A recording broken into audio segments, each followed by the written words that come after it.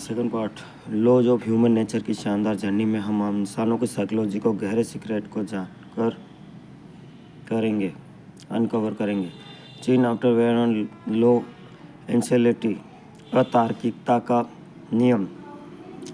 कभी आपने सोचा है कि क्यों कुछ लोग बिना ठोस वजह के गुस्सा कर बैठते हैं?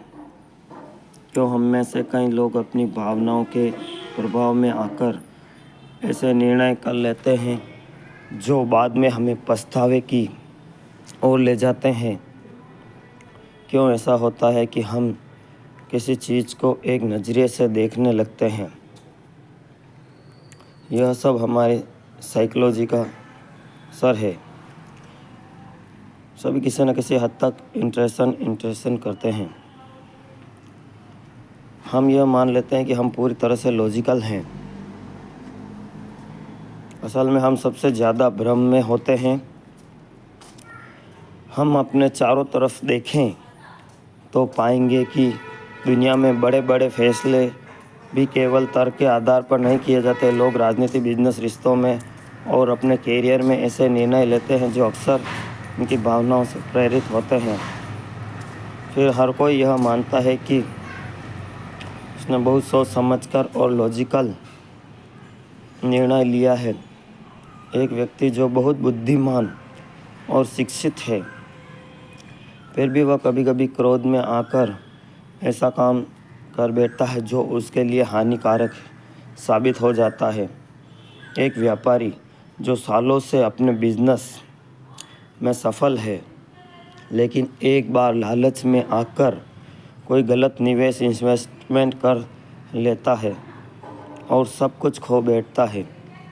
एक नेता जो अपनी दूरदर्शिता के लिए जाना जाता है, मगर जब ईगो उसके ऊपर हावी हो जाता है तो वह गलत निर्णय से लेकर अपनी रेपुटेशन को धूमिल कर देता है। ऐसा क्यों होता है? ये जानते हैं। क्योंकि इंसानी दिमाग में एक भावनाओं का तर्क से अधिक प्रभावी होते हैं। जब हम किसी चीज़ को लेकर भावुक होते हैं तो हमारा मस्तिष्क उसे सही ठहराने के लिए कोई ना कोई तर्क गढ़ लेता है, चाहे वह कितना भी गलत क्यों न हो। इसे ऐसे समझते हैं कि किसी व्यक्ति की कोई भी बुरी आदत है या वो चाय ही पीता है तो वो चाय के फ़ायदे गिना देगा। अपने तर्कों द्वारा व्यक्ति कुछ भी साबित कर सकता है।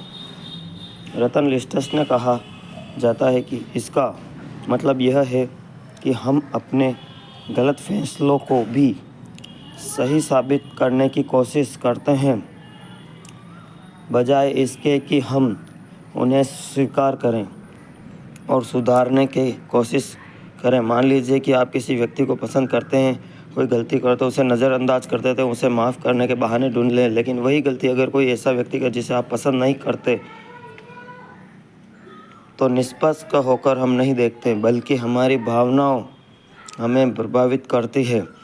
इसी तरह जब हम किसी चीज़ से डरते हैं तो हमारा दिमाग उसी डर को कारण ढूंढ लेता है।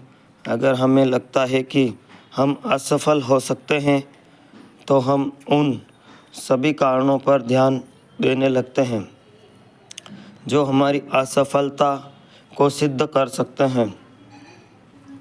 यह इमोशनल थिंकिंग हमें आगे बढ़ने से रोकती है। अगर हम सच में अपनी भावनाओं को नियंत्रित करना चाहते हैं तो सबसे पहले यह समझना होगा कि पूरी तरह से तर्कसंगत। हमें खुद को यह सवाल पूछना होगा कि क्या मेरा यह निर्णय किसी भावना से प्रभावित होकर तो नहीं है।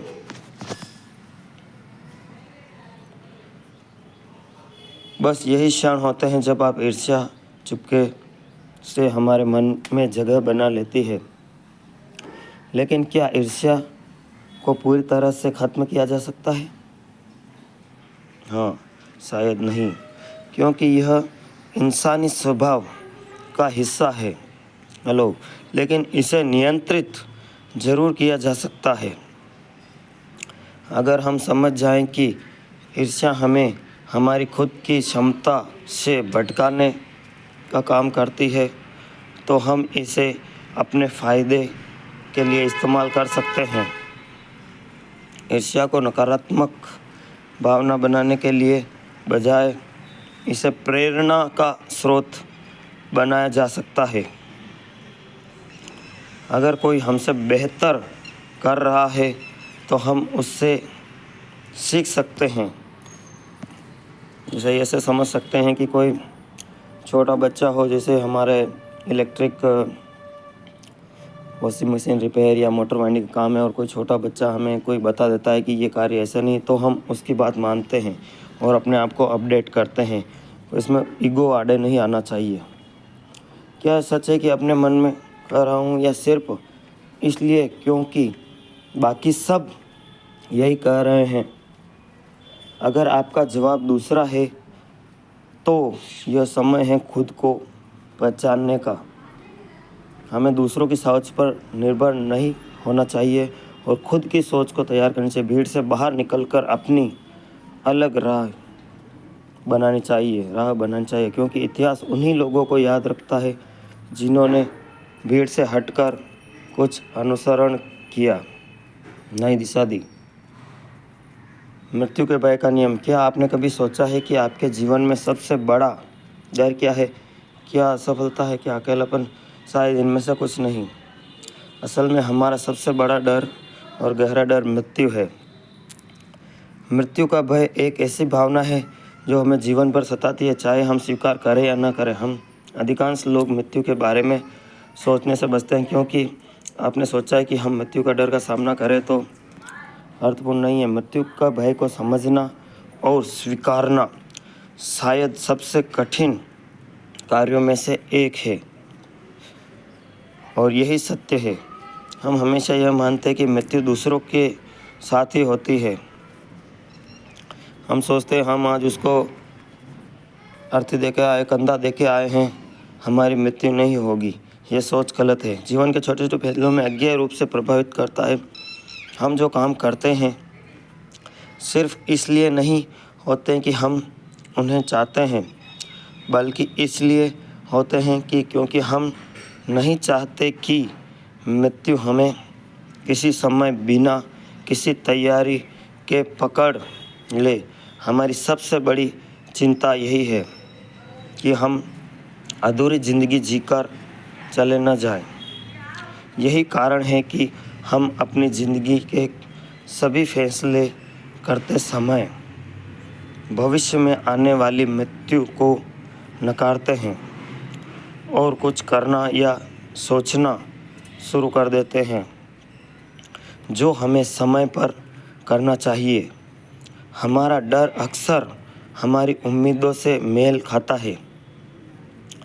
हम खुद से कहते हैं अभी बहुत कुछ करना बाकी है, अभी तो मेरी ज़िंदगी की शुरुआत है, मैं अपने सपने पूरे करूँगा।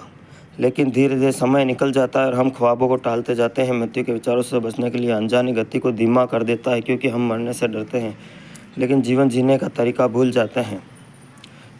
समय बर्बाद करते हैं, कभी वापस नहीं आता। हमें लगता है कि हमें भी ऐसा होना है। उस क्षण हम महसूस करते हैं कि जीवन कितनी नाजुक चीज़ है। जब हमारा कोई करीबी मरता है, हम कितने जल्दी इसे खो देते हैं। हम तो पूरी ज़िंदगी में नहीं करते, वही एक पल में सोचते हैं। दोस्तों, वीडियो में कुछ भी समझ में आया तो एक कमेंट, लाइक करें और अपने दोस्तों को शेयर ज़रूर करें। This video is sponsored by Dwarkadhish electrical, Fatehnagar जिला।